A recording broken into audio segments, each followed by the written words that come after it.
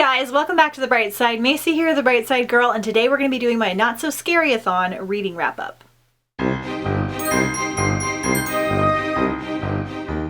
If you're not familiar, Not So Scary-a-thon was my fall Halloween themed readathon that we just recently wrapped up. So this video is going to be talking about all the books and audiobooks that I listened to and read for just that readathon. It was a little bit of a crossover with the very end of September and the first 9 days of October. I like to do these separate reading wrap-ups in case you're only interested in the things that I read during the readathon, and also to keep my September and October wrap-ups from being gigantic because I read so much during the readathons and listen to so much, so it's kind of nice to break it up. So there will be a separate October reading wrap-up that will have everything that I've read after the readathon. In case you missed it, the first week of the readathon vlog should be up. I'll link it up in the cards for you guys, and I'm currently editing the second week, so that will be up very shortly. Okay, so I read 2 graphic novels, 1 physical book, and 11 audiobooks, so 14 in total.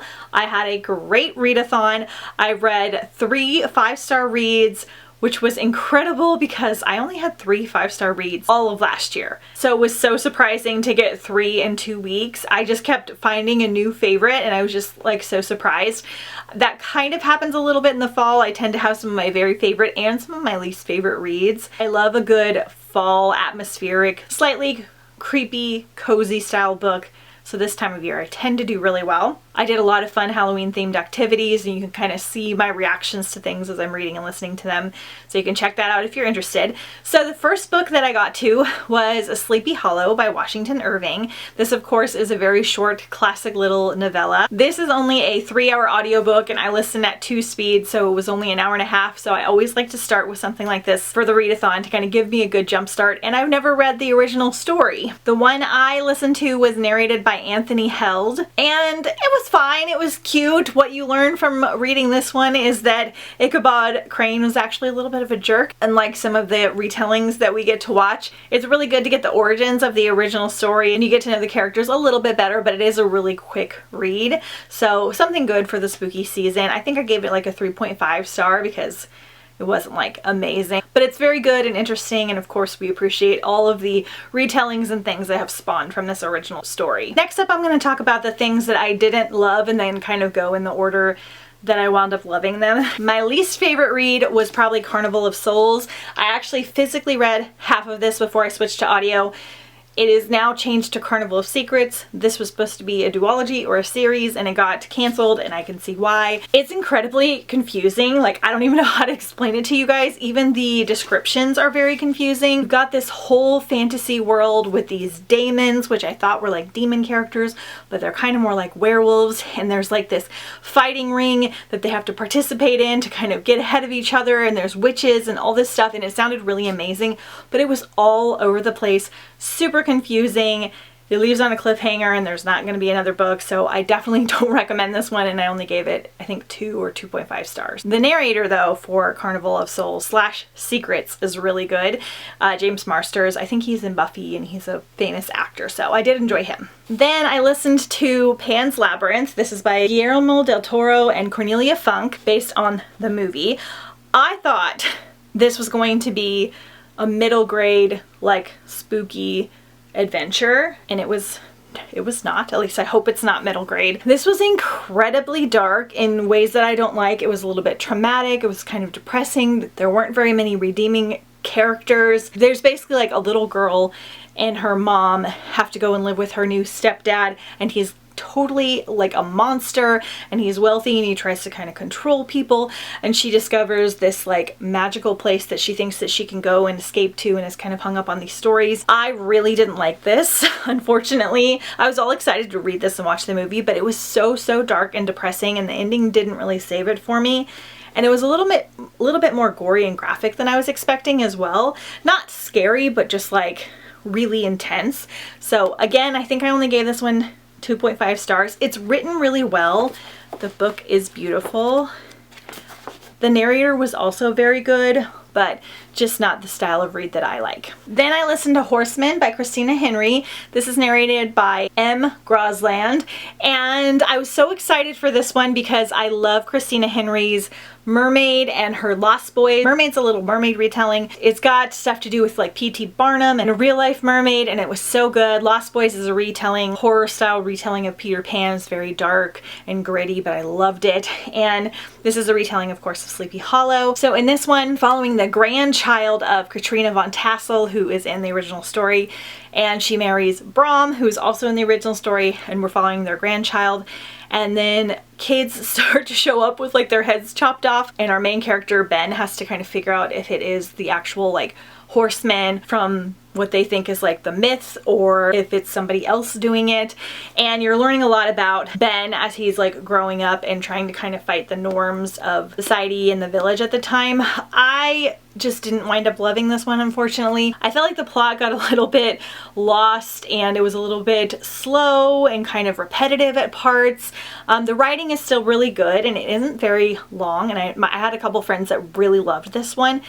I just didn't particularly enjoy it, and unfortunately I was kind of waiting for it to be over. The ending is very, very good though. Christine always has really good endings, and I will check out a lot more from her. This one was just more like a 3-star for me. Then I physically read Mooncakes by Wendy Zhu and Suzanne Walker. So this one is about a witch and a werewolf, and I thought baking, based on the cover and based on how other people describe it and the title. My biggest qualm with this one is that it's not really about the baking, and it's not really about the mooncakes. There's a whole plot in here about the witch and the werewolf and their friendship and romance and a demon and their witchy grandparents, and all of that was very cool, but there was like not hardly anything to do with the baking, and it just bothered me because the cover was like that and the title and everything, and so I was like expecting this like cozy cooking graphic novel, and I didn't quite get it. So I enjoyed this, but I didn't love it, so I only gave it 3 stars, but I know a lot of people will really love this.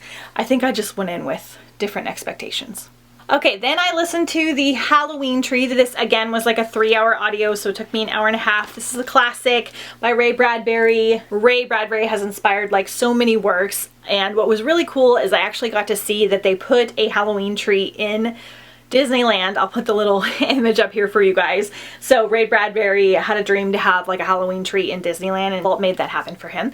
So in this one, you're following 3 friends on Halloween. They're all dressed up and they can't find their friend Pipkin, and they run into like this mysterious guy called Mound Shroud, and he takes them on a journey through time and space to learn about Halloween in different cultures, Halloween and Dia de los Muertos and different things like that.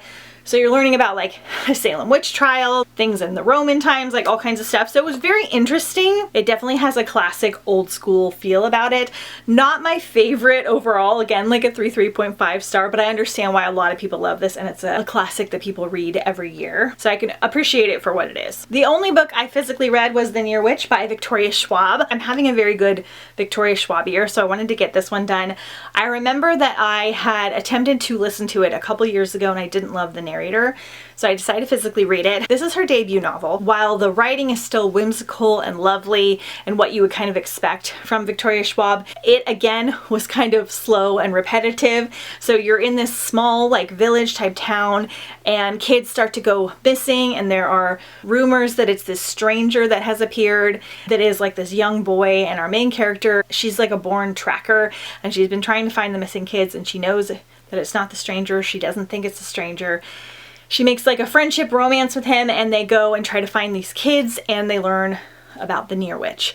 And so it has a lot of magical, whimsical vibes, but there were a lot of repetitive parts and slower parts, especially for it being only a 270-page book. I still would probably say it's worth a read, especially if you really love Victoria Schwab, but again, probably like a 3-star. Okay, then I read Garlic and the Vampire. This was a different graphic novel. This one I absolutely loved. This is by Brie Paulson. So this is about a little clove of garlic and her vegetable friends, and they discover that a vampire is living in a big mansion up the hill, and they're like scared of it, so they send Garlic to go like check it out or possibly murder the vampire because she's a clove of garlic. They think she'll be safe. She has a lot of anxiety and nervousness, and she has to like buck up and be a brave little clove of garlic. And when she goes to meet the vampire, not everything is as it seems. Super cute, super quick.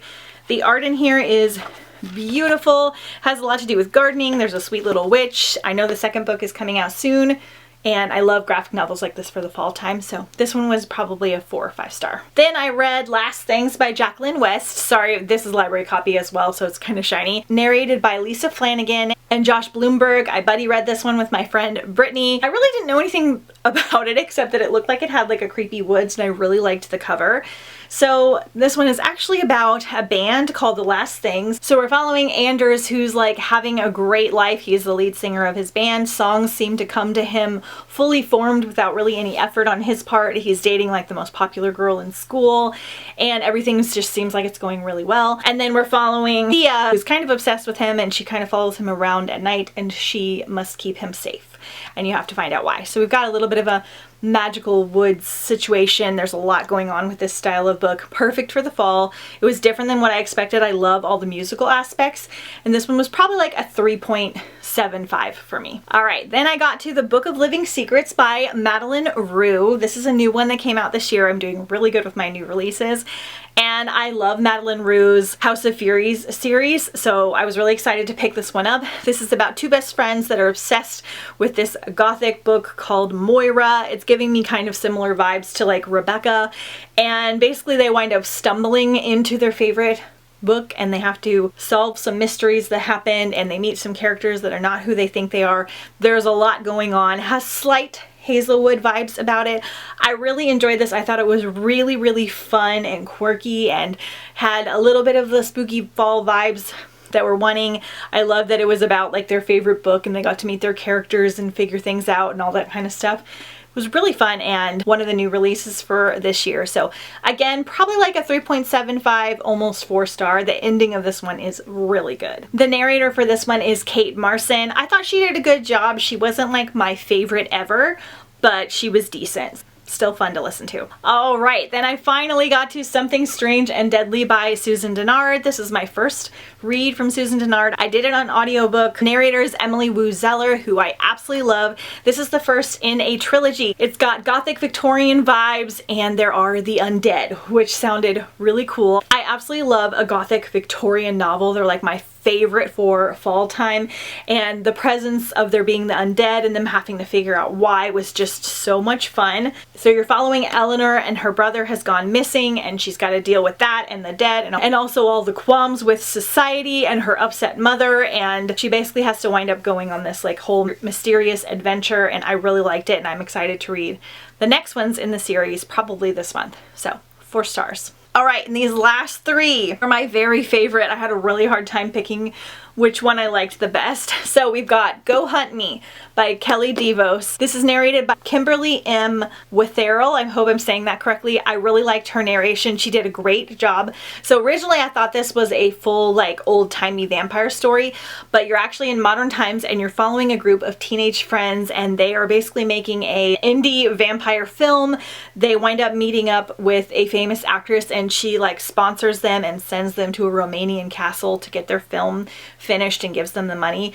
And then when they get there, things kind of start to fall apart and murder mysteries happen, and it is so good. Romanian castle is rumored to have been where Vlad the Impaler lived, who was inspiration for Dracula. You're getting all these gothic Romanian vibes even though it's a modern time period, and you're trying to figure out like who the murderer is and what's happening with this castle, and it is so good. I loved it so much. It was really fast-paced, suspenseful, and fun. Tiny bit on the gory side, but not like scary at all. I just felt like it was just like really, really fun. Narrator was so fun, and I just overall thought this was just a total blast. The ending was particularly so good. I don't want to say too much to give anything away. I buddy read this with my friend Bella, and we both loved it so much. I thought it was going to be my favorite read of the readathon, but then I read a couple other things that were even better. So highly recommend. I know this was new for 2022 as well, so go check it out. Okay, so then I got to Gallant by V.E. Schwab. This is narrated by Julia Rind-Tutt, or Rind-Tutt, I'm not sure. I just grabbed this because it was a new release for the year, and a couple people told me they thought that I would like it. I loved it so much. This is by far my favorite Victoria Schwab book. It had everything that I wanted it to have. It was so, so good. In this one, you're following an orphan, Olivia, who can't speak, so she has to use sign language, and she's in this orphanage, and she only has this battered journal from her mother, who she's not sure if she died or not, or what happened to her in her life. And the only thing she knows is that she was instructed in the journal to never go to Gallant. One day she gets an invitation to go to Gallant and possibly have a new found family and a new life, and of course she decides to accept it to get out of her like orphanage school, because she's almost of age as well and she doesn't really have anywhere to go. So this one I want to say is also Gothic Victorian. I don't know what exactly time period we're in, but we're around that time. And when she gets to Gallant, there's like this total mystery. There's this mystery about the family and the house, and I don't want to say too much because I don't want to give it away, but it's so good. There's a mysterious manor, there's a mysterious garden, there's ghosts, there's a found family. I called it like Secret Garden meets Stranger Things. I mean, you really can't ask for more. It was incredible, solid 5 stars. The narrator was amazing. Everything about it was just perfect for me. It does have a slightly younger vibe, so if that bothers you, maybe don't check this one out, but please check it out. I loved it so much. All right, then I checked out Belladonna by Adeline Grace. This one's narrated by Kristen Atherton. So everyone was just reading this one for the readathon, so it became an unofficial buddy read, and everybody was telling me to read it. I read Adeline Grace's All the Stars and Teeth. I liked the first book. I didn't like the second one, so I was kind of unsure. I decided to pick it up, and I completely fell in love, and now no one's allowed to talk bad about Belladonna because it's my new favorite book of the year. I even went and got this special edition from Barnes & Noble, which I don't know that I've ever gone out and bought a special edition. I only buy like 1 or 2 new books a year. So I'm so glad I wound up loving it so much. In this one, you're following Signa, and she has been raised by like a different string of relatives. Basically, when I think it's her aunt dies, she has to go live with the elusive Hawthorns. They're like her last string of relatives. They're this eccentric family, and they live in this glittery mansion. And when she gets there, the ghost of the mother of the house basically comes to her and tells her that she's been poisoned, and she is trying to like solve the mystery of why this is happening and to prevent anything else from happening to this family that she now has found love with. And in order to do that, she makes an alliance with Death himself, and Death is a character and he is fabulous. Think slightly Addie LaRue vibes, just a tiny bit, but way better. And the romance in this is so good. It's so good and angsty. I loved it so much, but there's so many different plots in here with the murder mystery and trying to figure out what's going on with this weird house and all the characters in it, and just Signa herself and her past. And I loved it so much, and I didn't know it was going to be a series or duology, and there's a new one coming out next year, so that's my most anticipated read of the year now. The narrator was so incredible. I just never wanted it to end. It's got all the Gothic Victorian vibes. There's tea parties, there's bucking against society rules, and ladies' luncheons, and all that kind of stuff, and it was so good. So I'm just gonna beg you to read it, and especially via audio, because it was amazing. Loved it so much. Solid 5 stars. Okay, you guys, so that is everything I was able to get to. Really proud. I did miss a couple things that I really wanted to get to, but I can't complain because I did really good, especially on audiobooks. I made sure to like watch less TV and stuff so I could get some audiobooks in. Let me know if you participated down below in the comments. Don't forget to check my Instagram at The Bright Side Girl to see all of the fun posts that we did for the week, because we do different pictures and stuff every day for Not So Scary-a-thon. So these are the reads that I got to for Not So Scary-a-thon. I always like making these graphics that everybody can use. All the readathons have been going so well this year. I think I finally got a good rhythm down. Stay tuned for the announcement for my final readathon of the year coming in just a couple weeks. And let me know if you've read any of these, if you enjoyed them, if you plan to get to them by the end of the month, and I'll see you guys next time on The Bright Side.